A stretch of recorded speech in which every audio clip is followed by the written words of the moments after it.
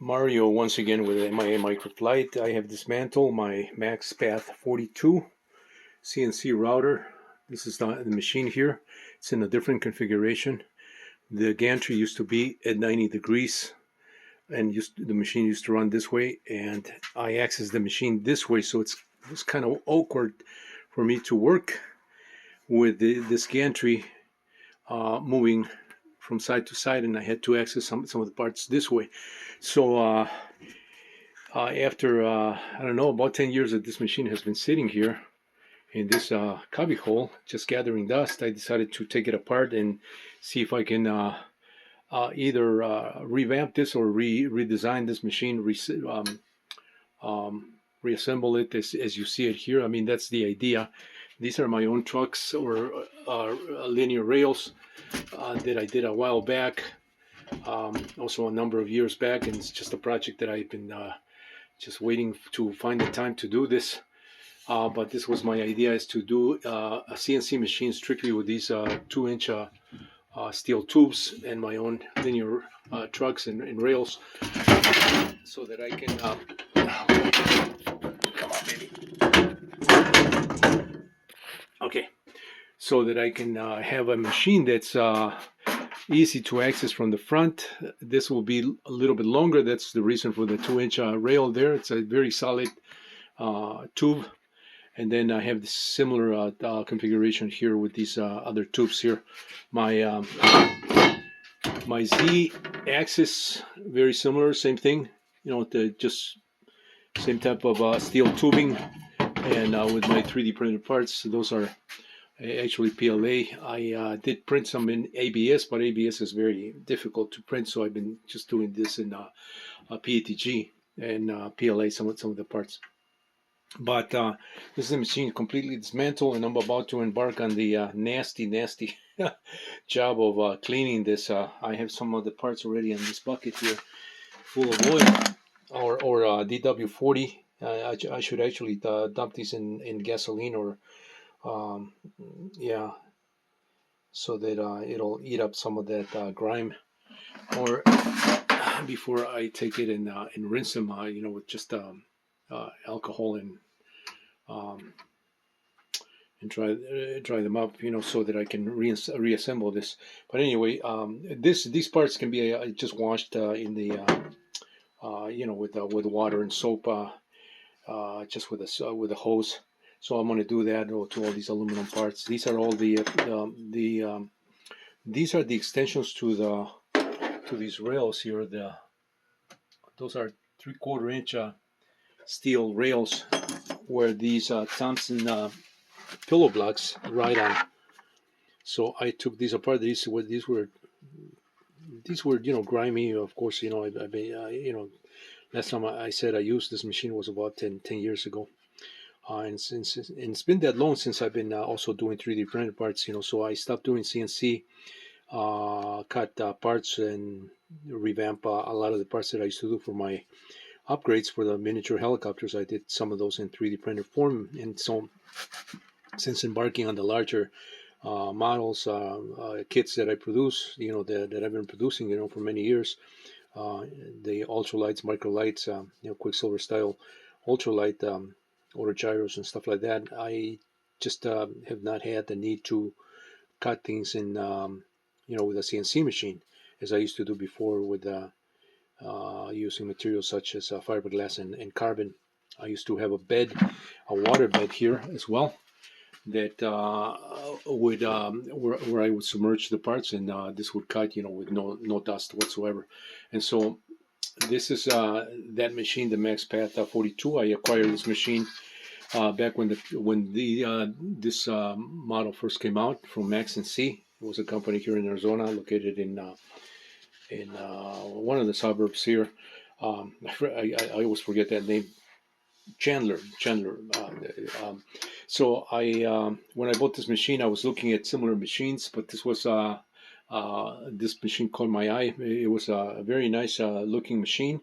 I met the owner of the company. I went to see him at his company, and he gave me a tour of the company. He gave me a tour of the machine, and so that's how I bought this machine. Back in the day, This machine was about $6,000. We're talking about back in 2003, maybe 2004, around that time. When this machine first came out, I was looking at some other machines, but they were way beyond my budget at the time, and I just wanted a nice, not too expensive but solid machine that I could cut a lot of the pieces that I was cutting for the micro helicopters. The frames. This machine has done thousands and thousands of frames.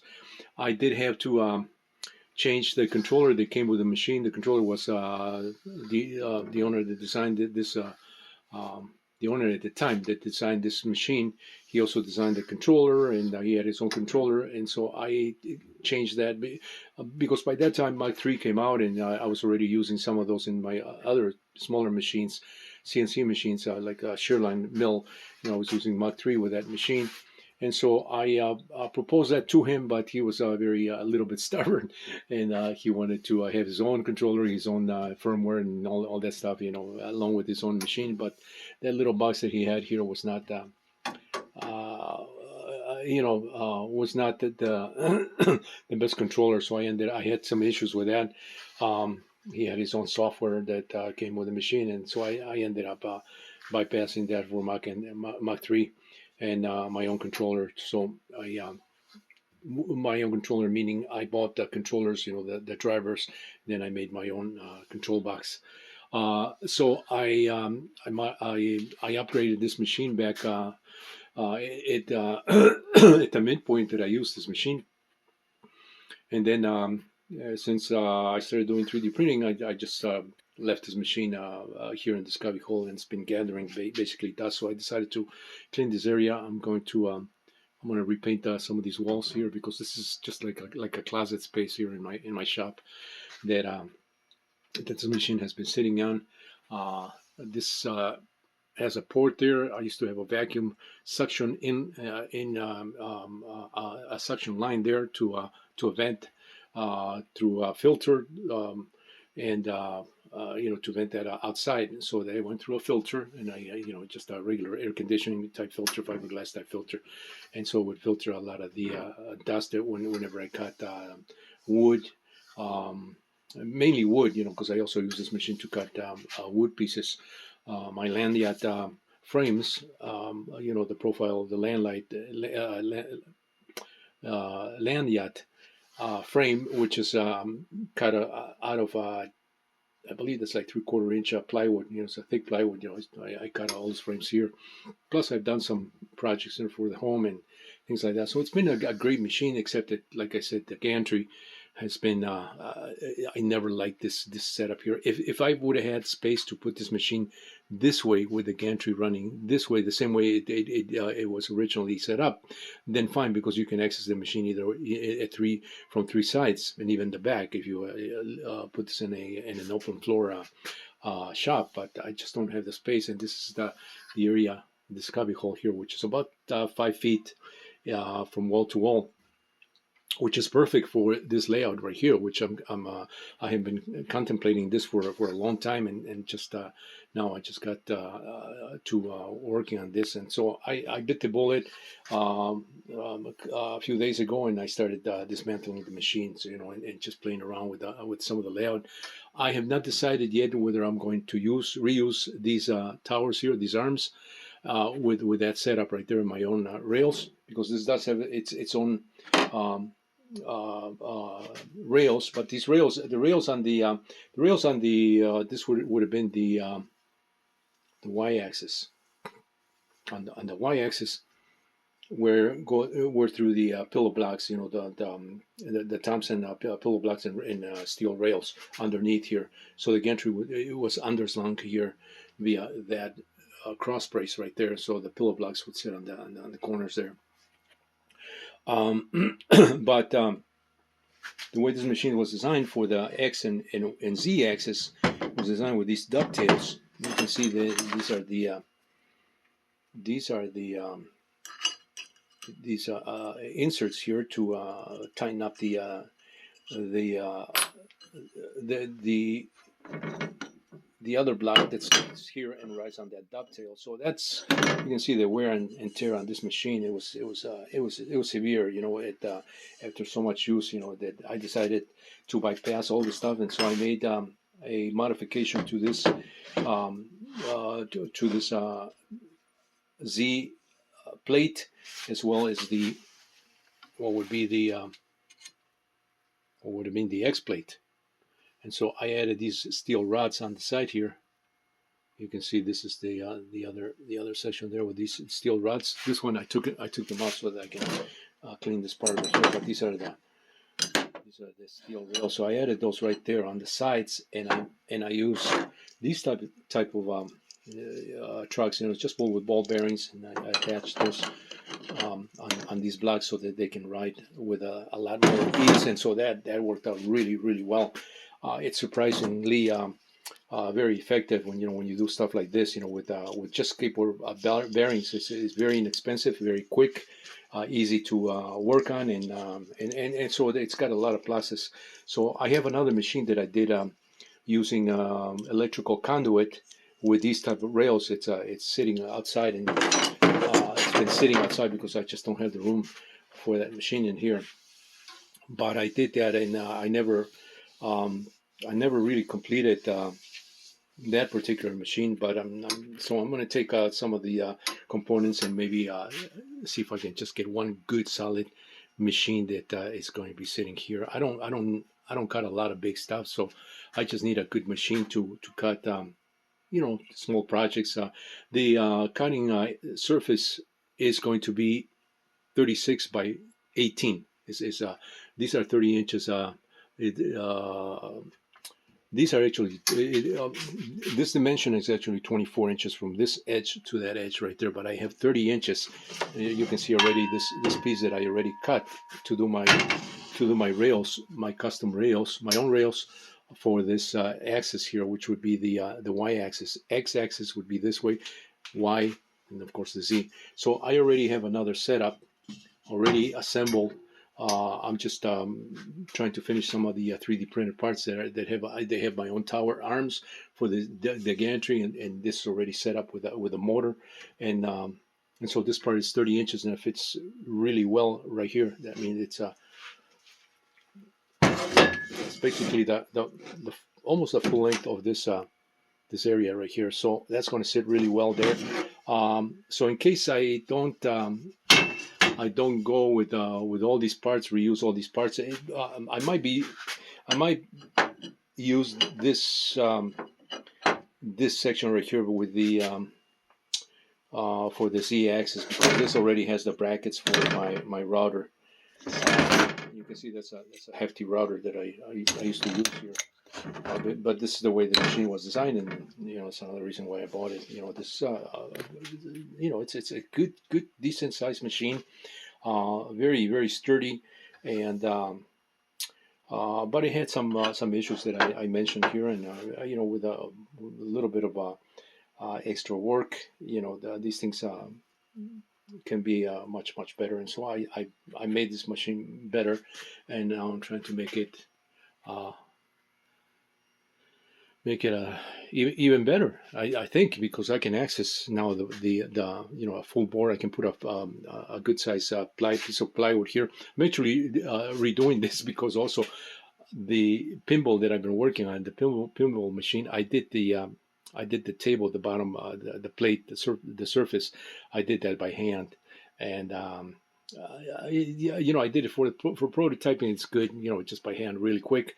But I really wanted to redo that with properly with the CNC cutter, and have all the holes precise with the right countersunks, for the lights, and all that. So that's another reason, but this is where I'm at, and I just wanted to capture a video of this because I'm probably going to have to reference some of these parts. I'm trying to keep the screws intact with these parts because there are so many screws here, various sizes, that I could figure it out, depending on the type of part. Typically, parts like this, you want at least ½ inch of depth on the support. So I mean, going by that point of reference, it's not really that difficult. Um, uh, this machine used these. They use these. What were they called? The anti-backlash nuts by. Let's see if I can find the other.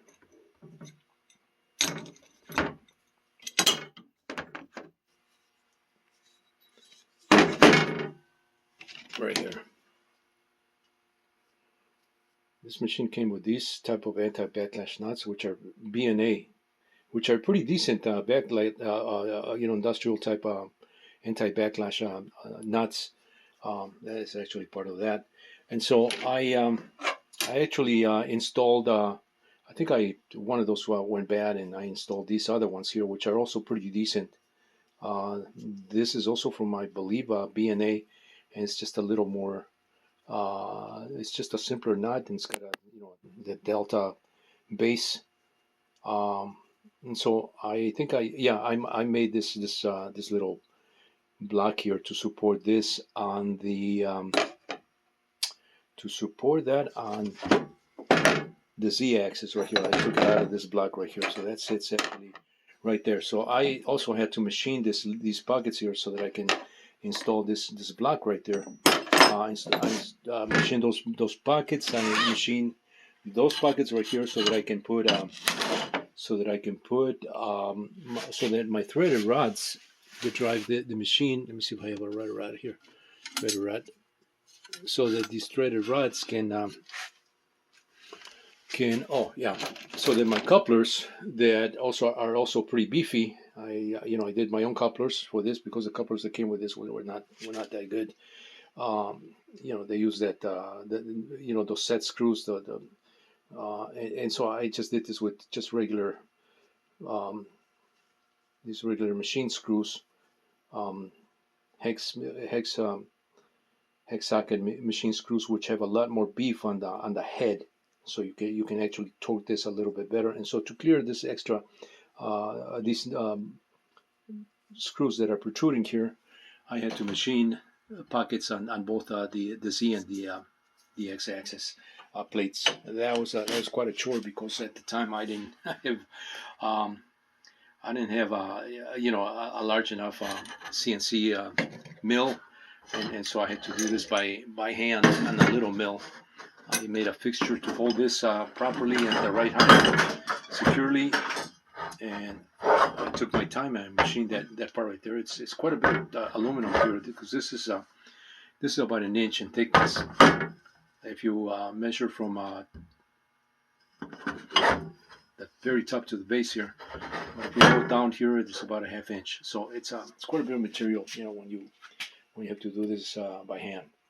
Once again, this is Mario with MI Microflight, and this is where I'm at. It's a little messy here, but this is all going to be cleaned up, and I'm going to make this machine beautiful again. I didn't really want to mean it to sound that way because never mind. No, I should have just said I'm going to make this machine much better. Let me put it that way. Okay, stay tuned for more.